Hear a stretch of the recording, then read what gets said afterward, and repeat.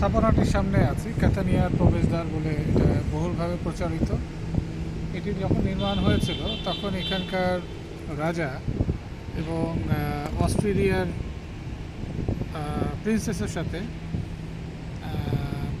বৈবাহিক বন্ধনে আবদ্ধ হয় এবং সেই কারণে এই তোরণটি নির্মিত হয়। এটা স্মৃতি তোরণ হিসাবে এটা ধরা হয় উদযাপন উপলক্ষে। বৈবাহিক উৎসবকে আরও বেশি বর্ণিল করার জন্য শহরের প্রবেশদ্বার হিসাবে এটা ব্যবহার করে। সবচেয়ে বড় জিনিস হচ্ছে এখানকার এই যে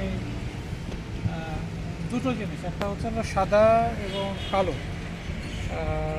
ম্যাটেরিয়ালস এখানে দেখা যাচ্ছে। এটা কিন্তু লাভা, অর্থাৎ লাভাটা পাথরে পরিণত হয়েছে, সেটাগুলো কে তারা ব্যবহার করেছে এখানে স্থাপনা। এখানকার বেশিরভাগ স্থাপনায় কিন্তু লাভা থেকে পাওয়া যে পাথরগুলো আছে সেগুলো নির্মাণ কাজে ব্যবহার করা হচ্ছে। এবং এটা কিন্তু সেই প্রাচীন চুন সুরকি, চুন বিশেষ করে চুন বা সুরকি দিয়ে করা, একদম পাথরের থেকে শক্ত হয়।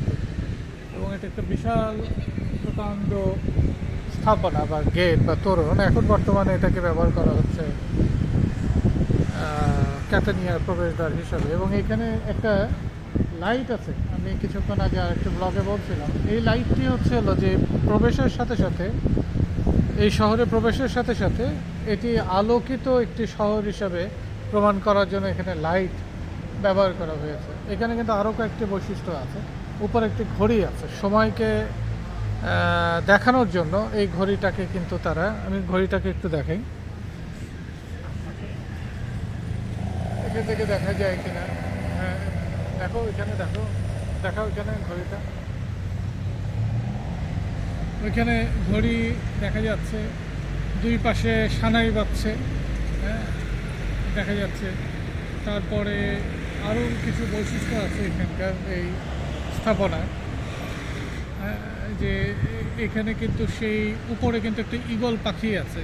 ঈগল, এটা ঈগলের মাধ্যমে প্রকাশ করেছে যে তারা খুব সাবধান এবং দৃষ্টি রাখছে সকল কিছু ব্যাপারে। এটা কিন্তু স্পেন যখন এই অঞ্চলের শাসনভার গ্রহণ করেছিল সেই সময়কার স্থাপনা।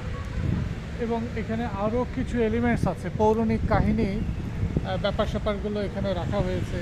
বাইবেলের কিছু কাহিনীকে এরা এখানে কি বলে চিত্রায়ন করেছে স্কাল্পচারের মাধ্যমে। তো পরবর্তীতে এটা কিন্তু শাসন, উৎসব, সময়কাল, শান্তি, সংঘর্ষ সব কিছু মিলে একটি অসাধারণ তোরণ নির্মিত হয়েছে, যেটা পরবর্তীতে এটা যারা আত্মাহুতি দিয়েছে বিভিন্ন সময়ে বিভিন্ন সংগ্রামে, সামরিকভাবে বা রাজনৈতিকভাবে, তাদেরকে স্মরণ করারও একটি তোরণ হিসেবে পরিণত হয়েছে। মূল কথা, এটা এই শহরের প্রবেশদ্বার। যেমন সংজালিজেতে আছে আর্ক দ্য ট্রিয়ম্ফ, বা ভারতে আছে ইন্ডিয়া গেট, ঢাকায় বাংলাদেশে আছে ঢাকা গেট। তো ঠিক তেমনই এটি একটি অভ্যর্থনা তোরণ হিসাবে কিন্তু আমরা মনে করতে পারি। এবং এখানে কিন্তু আরেকটি জায়গা আছে যেখানে আমরা যাব। সেখানে স্পেনীয় সৈন্যরা প্রবেশ করেছিল, তার প্রবেশদ্বার আলাদাভাবে এটা করা আছে। এখানে অনেকে যায় না, কিন্তু আমরা ইতিহাস খুঁজতে খুঁজতে পেলাম এটা সেই আজ থেকে 300-400 বছর আগে তারা নির্মাণ করেছিল। এবং নির্মাণ শৈলীটাও অনেকটা এরকমই, কিন্তু ছোট একটা জায়গা। তো আমরা এটা খুঁজে বের করার চেষ্টা করব। ধন্যবাদ।